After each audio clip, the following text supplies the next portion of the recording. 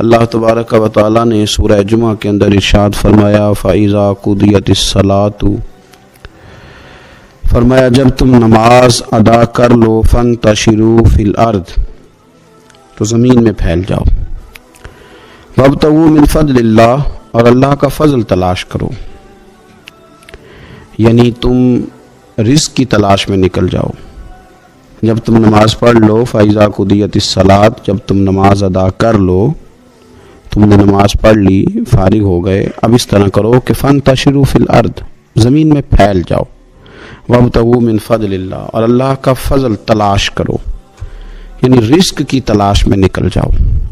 مفسرین نے لکھا مراد رزق کی تلاش میں نکل جاؤ۔ وَاذْكُرُوا اللَّهَ، اور اللہ کا ذکر کرو، کثیرا لعلکم تفلحون، کثرت کے ساتھ اللہ کا ذکر کرو اس امید پر کہ تم کامیاب ہو جاؤ۔ رزق حلال کی جو تلاش ہے اور جو کوشش ہے، یہ اللہ تبارک و تعالیٰ نے نظام زندگی کے اندر ایک خوبصورت نظام رکھا ہے کہ ہم تھوڑا سا آگے بڑھیں گے، کوشش کریں گے، محنت کریں گے، اور اللہ تعالیٰ ہمیں رزق حلال عطا فرمائے گا۔ یہ بات یاد رکھیے کہ اپنے بچوں کا پیٹ پالنے کے لیے، اپنے آپ کو سوال سے بچانے کے لیے، اپنے ماں باپ بہن بھائیوں کی کفالت کرنے کے لیے رزق حلال کی تلاش بڑا محبوب عمل ہے۔ ایک صورت میں صرف منع ہے کہ جب آپ صرف اور صرف تکبر کے لیے دولت جمع کر رہے ہیں، صرف دوسروں کے اوپر اپنی بڑائی ثابت کرنے کے لیے دولت جمع کر رہے ہوں، تب یہ منع ہے، ورنہ کوشش کر کے، محنت کر کے، جد و جہد کر کے رزق کمانا، رزق حلال کی طلب میں رہنا، یہ بڑا پسندیدہ اور محبوب عمل ہے دین کے اندر۔ ہمارے ہاں یہ ہوا ہے کہ کچھ عرصے سے ہم دیکھتے ہیں کہ محنت سے جی چرانے والے لوگوں کی تعداد بڑھتی جا رہی ہے۔ یہاں تو لوگ کسی کے طفیلی بن کے جینا چاہتے ہیں، کسی کے دستے نگر ہو کے جینا چاہتے ہیں، معاذ اللہ۔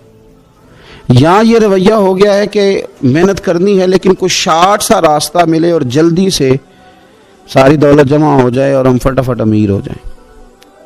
آپ محنت کریں گے، جد و جہد کریں گے، کوشش کریں گے، یہی نظام بنایا اللہ تعالیٰ نے۔ اسی نظام کو رب رسول نے پسند فرمایا ہے۔ نوجوان نسل یہ یاد رکھے کہ جب وہ حرکت کرے گی، جد و جہد کرے گی، کوشش کرے گی، ہمت کرے گی، اللہ تبارک و تعالیٰ نواز دے گا۔ لیکن اگر کوشش ہی چھوڑ دی جائے، محنت ہی چھوڑ دی جائے، طلب ہی چھوڑ دی جائے، تو پھر اس کا نقصان یہ ہوتا ہے کہ معاشرے کے اندر آہستہ آہستہ لوگ سہارے تلاش کرنے لگتے ہیں، کاہلی اور سستی عروج پہ چلی جاتی ہے۔ پھر ہم نے یہ بھی دیکھا کہ آہستہ آہستہ چندہ جمع کرنے والوں کی تعداد بڑھ جاتی ہے،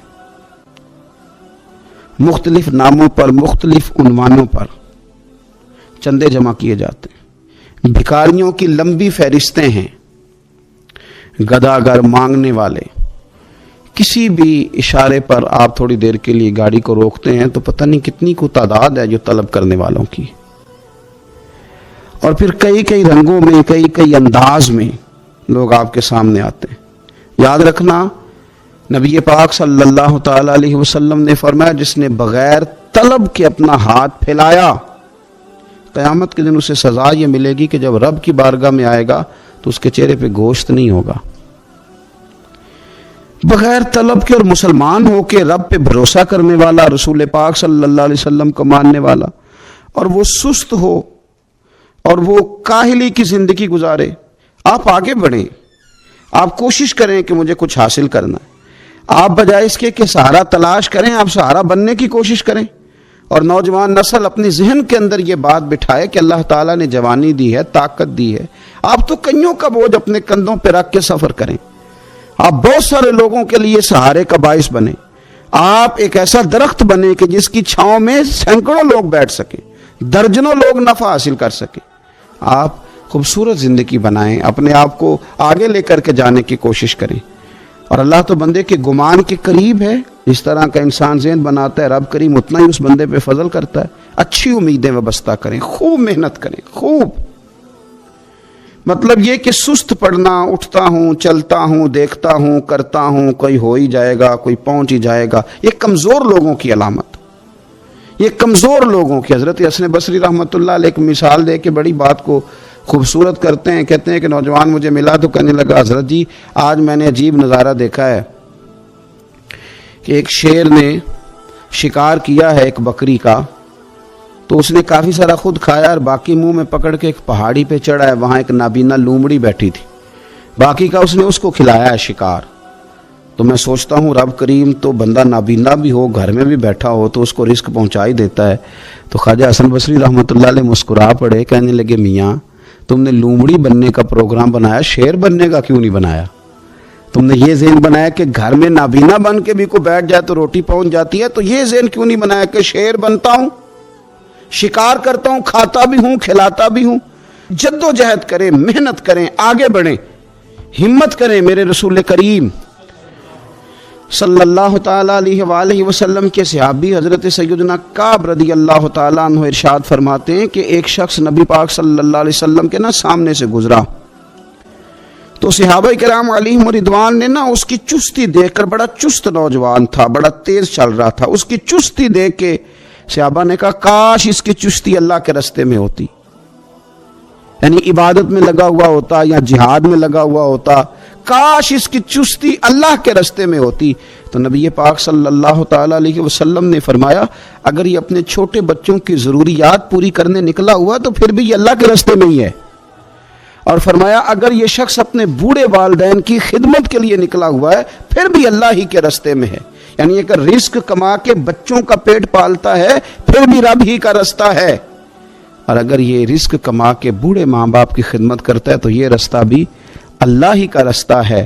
اور نبی پاک صلی اللہ تعالی علیہ وسلم نے فرمایا اگر یہ اپنے آپ کو سوال سے بچانے کے لیے یہ کام کر رہا ہے، یعنی مجھے کسی کے آگے ہاتھ نہ پھیلانا پڑے، تو پھر بھی یہ اللہ ہی کے راستے میں ہے. ہاں اگر یہ ریاکاری کے طور پر، فخر کے طور پر یہ کام کر رہا ہے تو پھر یہ شیطان کی راہ میں.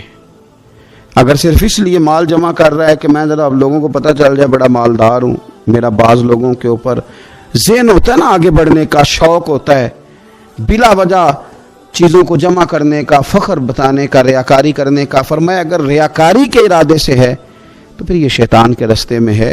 اور اگر یہ بوڑھے ماں باپ کے لیے رزق کما رہا ہے، چھوٹے بچوں کے لیے کما رہا ہے، اپنے آپ کو سوال سے بچانے کے لیے کما رہا ہے، تو پھر یہ اللہ ہی کے راستے میں، پھر یہ جہاد ہی کر رہا ہے، پھر یہ عبادت ہی میں مشغول ہے، یہ اللہ ہی کے راستے میں. رسول کریم صلی اللہ تعالیٰ علیہ وسلم نے جو سبق ہمیں پڑھایا وہ صرف یہ ہے کہ رزق کماتے وقت تمہاری نیت کا اعتبار ہے. تمہارا ارادہ کیا تھا رزق کماتے وقت؟ ارادہ کیا تھا؟ بہت بڑے بنگلے بنانے کا ارادہ تھا، جائیدادیں جمع کرنے کا ارادہ تھا، بعض رشتہ داروں کو نیچا دکھانے کا ارادہ تھا، بلا وجہ ڈینگے مارنے کا اور اونچی اونچی باتیں کرنے کا ارادہ تھا، یا تمہارا ارادہ یہ تھا کہ حلال آ جائے تاکہ میں سوال سے بچ جاؤں، تاکہ مجھے کسی کے سامنے ہاتھ نہ پھیلانا پڑے؟ یہ حدیث ہمیں صحیح بخاری میں ملتی ہے. نبی پاک صلی اللہ تعالیٰ علیہ وسلم نے فرمایا بے شک مال بڑا سرسبز ہے اور بڑا میٹھا ہے. فرمایا جس نے اچھی نیت کے ساتھ مال حاصل کیا بڑا میٹھا ہے، بڑا سرسبز ہے، اور جس نے اچھی نیت کے ساتھ حاصل کیا اللہ اسے برکت عطا کر دے گا. تھوڑے پیسوں میں برکت ہو جائے گی، تھوڑے میں بھی، کئی دفعہ تھوڑے پیسے ہوں گے پر ختم نہیں ہوں گے، ان میں برکت ہو جائے گی نیت اگر ٹھیک ہے.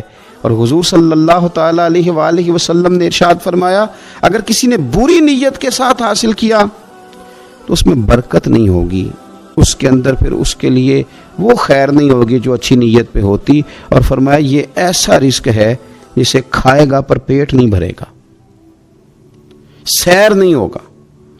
رزق کس نے کھا لیا ہے؟ چونکہ نیت یہ تھی کہ تفاخر کے لیے جمع کرنا، دولت ہونی چاہیے، بنگلہ ہونا چاہیے، لوگوں کو پتہ چلے کہ یہاں بھی ایک سیٹ صاحب ہوتے ہیں. تو یہ نیت پر ڈپینڈ کرتا ہے کہ آپ کا ارادہ رزق کماتے کیا ہے. بہت زیادہ محنت کرنے کی کوشش کریں، بالخصوص نوجوان اپنے دلوں کے اندر یہ جد و جہد پیدا کریں کہ ہم نے محنت کر کے رزق کمانا ہے. یہ جو ہاتھ پھیلاتے ہیں یہ بزدل لوگ ہوتے ہیں، یہ کمزور لوگ ہوتے ہیں. یہ ہاتھ جب کسی کے آگے کوئی شخص پھیلاتا ہے تو اپنی خودداری کا سودا کرتا ہے، اپنی عزت بیچتا ہے، اپنے وقار کو داؤ پہ لگاتا ہے. جب وہ ہاتھ پھیلاتا ہے کشکول طلب جب دراز کرتا ہے، کبھی بھی اللہ کے علاوہ، اللہ کے محبوب علیہ السلام کے علاوہ آپ کسی کے سامنے کشکول طلب دراز نہ کریں. اور میری ساری زندگی یہ رائے رہی ہے کہ اچھا تاجر وہ ہوتا ہی نہیں جو پیسے زیادہ کماتا ہے.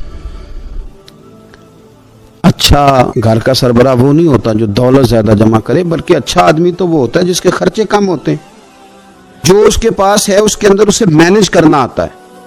اگر اس کے پاس 1000 روپیہ تو اسے سارا دن 1000 میں نکالنا آ جائے تو اس شخص کی عزت محفوظ ہے، اس کی عزت محفوظ ہے۔ اور اگر وہ 10,000 کے اندر بھی اسے طبیعت نہیں ہے، اسے چاہت نہیں ہے، اسے خبر ہی نہیں ہے میں نے کس طرح وقت گزارنا ہے، تو پھر یہ شخص اپنے آپ کو بھی رسوا کرے گا اور اپنوں کے لیے بھی شرمندگی کا باعث بنے گا۔ محنت کریں۔